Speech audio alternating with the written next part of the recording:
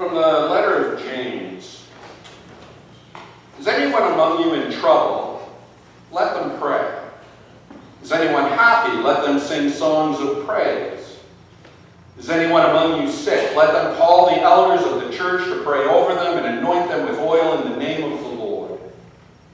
And the prayer offered in faith will make the sick person well. The Lord will raise them up. If they have sinned, they will be forgiven. Therefore, confess your sins to each other and pray for each other so that you may be healed. The prayer of a righteous person is powerful and effective.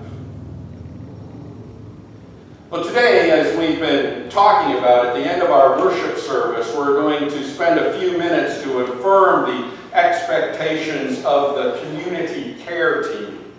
That's a really exciting place for us to be as a congregation, because it's one of those steps that shows that the goals and the vision that you created together last year really is coming to fruition. It is not just something that's written on paper. It's not just a nice thing we put up on the wall and look at every once in a while, but it actually has meat to it. There is meaning in the values and the goals that you set out for yourselves.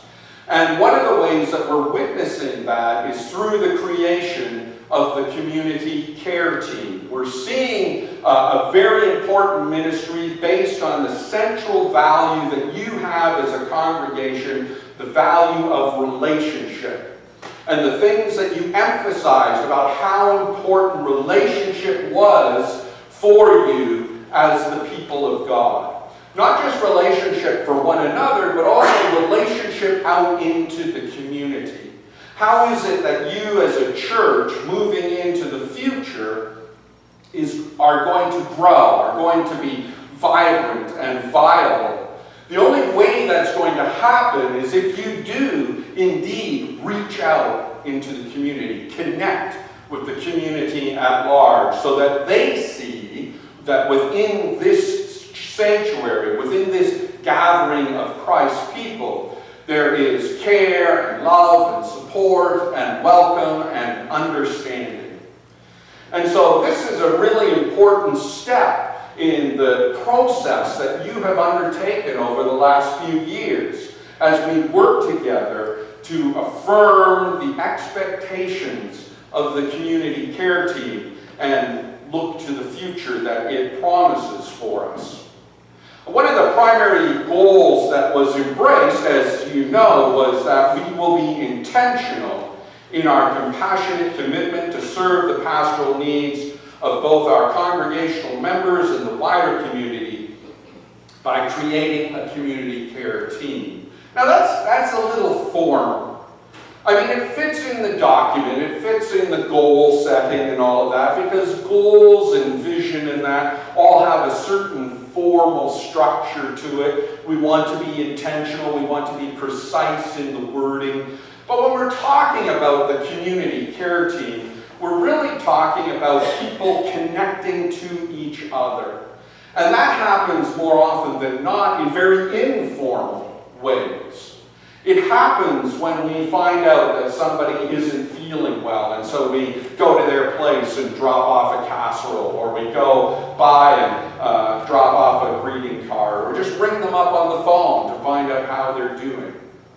It happens in very informal ways when we go into the hospital, when we know someone is sick and in hospital, and we go and share with them a message of support and caring. It happens when we just hear about the fact that somebody maybe has felt a little neglected or felt disconnected, and we make the effort to go and reach out to them and share a spirit of caring and connection with them. That's all of the stuff that happens in very informal ways within the church. And it's been happening for you as a congregation for decades. That's always been the way that you have done it. And it is wonderful, and it is grace-filled, and it is compassionate, and I celebrate that in you. That was one of the things that actually first impressed me about Shakespeare Presbyterian Church when I started to work with you 3 years ago was the level of connection that you had to each other. Now, part of that probably comes from the fact that everybody in the congregation is related to everybody else in the congregation. And so, of course, you naturally do that stuff for family.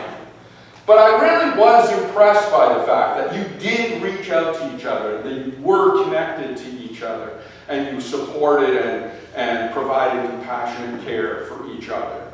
And the community care team is doing nothing to take away from any of that.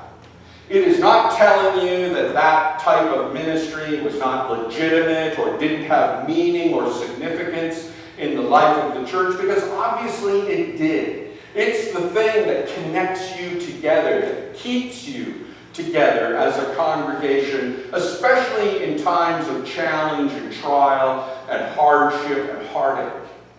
So you as a congregation have built up that meaningful relationship ministry already. You've already been doing that in unintentional and informal ways. And as I said, the community care team does not seek to separate that out and make it less important. I still want to see that continue.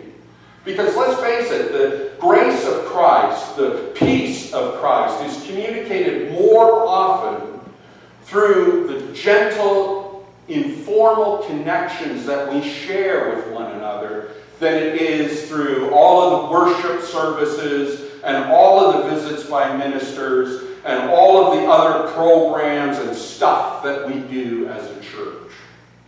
What defines you as a relationship congregation is the way that you share the compassion of Christ with each other on a daily basis.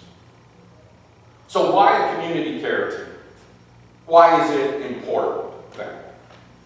Well, the community care team is there simply to ensure intentionality with the ministry that is undertaken. Although there will be family and friends who go to visit people in nursing homes and in hospital and people who are homebound, the community care team just ensures that we are intentional as a congregation to also go and visit people who are in hospital or homebound or in nursing homes. I don't think there's a single person around, especially in those three contexts, who would complain about the fact they were getting multiple visits, both from those people intentionally there as part of the community care visitation team, or informally there as friend or family. Every visit helps to affirm them, helps to remind them that even in their most difficult times, even in the times when they feel the most alone, that they are still connected to the people of God. And the community care team's role is to help that, to assist that, to work alongside of you in your informal ministry, to work alongside the minister as he or she carries out the formal part of ministry. The community care team also works in that context to ensure that everybody is visited, that everybody is supported, that everybody knows they are cared for, that the grace of Christ is communicated to people through that ministry. And so that's why we're doing this creation of the community care team. That's why we're doing these expectations as they are laid out, to ensure that we as a team, we as a congregation, have a strong and focused and intentional compassionate ministry for those within the community. It's like if we were to rewrite the reading from James so that it embraced that ministry, that community care ministry, but also the informal ministry that you carry out as compassionate people. If we were to rewrite James, it might sound something like this. Is anyone among you in trouble? we will stand with you in prayerful support. Is anyone happy? We are going to join with you in celebration. Is anyone among you sick? The community care team, as well as the elders and the ministers, will be there to work alongside the congregation as a supportive, loving, compassionate presence. And we will offer prayer and gentle touch, and a spirit of grace, so you might know Christ's comforting presence at work in your lives. For the compassionate care of brothers and sisters in Christ is powerful and effective in reminding us we face no struggle alone. So to help such a vision, such a goal, such a spirit of compassion, we set out some expectations as listed in the document. Our first expectation is to create a ministry team of visitors who will work in partnership with the serving minister to provide effective, compassionate care for people within the congregation and community, primarily those who are in hospital, nursing homes, and homebound. So visitors will work in partnership to provide effective, compassionate care for those who are in need. And the first step to providing that care is awareness, building awareness, to know who among us is in trouble, who among us is in need, who among us could use support and caring. And so by creating this intentional team, by creating these communication channels that enable us to connect with everyone in the community, both the Christian community and the Shakespeare community, we're able to then be intentional in that caring outreach that we participate in.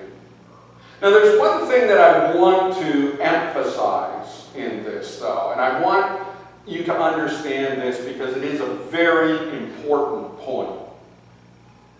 This isn't a call for superhuman people to do superhuman things. The community care team is you. It is you carrying out your ministry in an extended and intentional way from what you've been doing all along. And so it is a group of ordinary folk, people like you and me, who go to visit people who could use a friendly smile and a kind word. That's what that ministry is all about. It is going to the nursing home to talk to the resident, to listen to their stories, to share a laugh together, to provide comfort, and perhaps most importantly, to remind them that even when they aren't able to make it to church, that they are still part of Christ's people. It's going to the hospital to offer support when someone might be frightened, to listen to their concerns, to offer a prayer of caring, to remind them that even when they are in hospital, they are part of Christ's people. And it's visiting someone who is housebound, who can't get out as much as they like, and create connection. Help ease loneliness and share encouragement, and remind them that even if they can't make it to church as often as they might like, that they are still part of Christ's people. It's sharing a cup of tea and reminiscing about old times. It's empathizing together and spending time together. And so our second expectation states we will seek out motivated, committed, and compassionate people within the congregation to serve as visitors on the care team. Nowhere in there does it say we will seek out superheroes. It only says we will seek out motivated, committed, and compassionate people. And you are that. You've been that all along. Now it's just making a decision as members of the congregation. Is this a ministry that you choose to be a part of? Is this a ministry that you want to participate in? And I appreciate that not everybody has that bent, not everybody has those gifts, not everybody has that desire to do that type of ministry. It can be very special, but it can also be very tense. It can be very demanding at times. And so for those people who are motivated, who are committed, who do have that spirit of compassion, then this is a great opportunity to serve. And that's the expectation.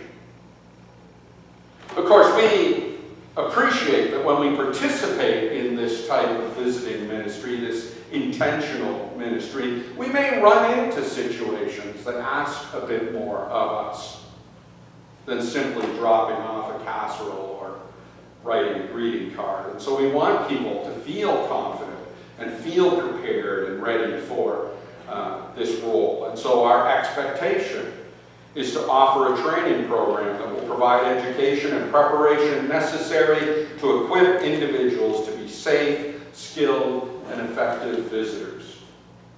In other words, we're going to prepare you. We're going to give you the tools that you need in order to serve. So even if you aren't sure whether this is a calling for you, this gives you the opportunity to explore that. And we've had people who've participated in the two training programs that we've already run. And the people have come out the other side of that, I think, by and large, mostly empowered and excited by the discovery they had that the role of being a community care visitor is not quite as daunting as they might have initially thought. And of course, we want to remind you as a congregation, all of you, that this is your ministry. You identified this ministry as important. It is what Shakespeare Presbyterian Church is doing for one another, but also for the wider community. And so our final expectation is that we will provide ongoing and effective communication with the session and congregation so that you're fully aware of what is happening, of how this team is evolving, of the energy and enthusiasm and excitement of the visitors, but also to make you aware so that you are able to prayerfully support the people who are participating in this ministry. That's an important role. Even if you are not an active member of the team, even if you continue your compassionate ministry in purely informal ways, your role as prayerful support for the visitors is a vital and key role. It's an important role to remind them from time to time that they are doing this on behalf of the people of Shakespeare Presbyterian Church. It's important to remind them from time to time that they have your support, that they have your encouragement, so that when they go out and they're visiting that person and they run into challenges and they come out the other side feeling like they may have failed or they feel discouraged, that they will know that they are surrounded by a compassionate community. A community that cares for them, that loves them for who they are, warts and all. And so that's a vital and important role that you have as a congregation. And the way that we're going to help you do that is by keeping those lines of communication open. So those are the expectations. That's the goal, the vision for the community care team. And it's all for one purpose: to share relationship with each other. To nurture the relationship that is so fundamental to the identity of this congregation. To build each other up in compassion and love. And to be Christ's hands in the community.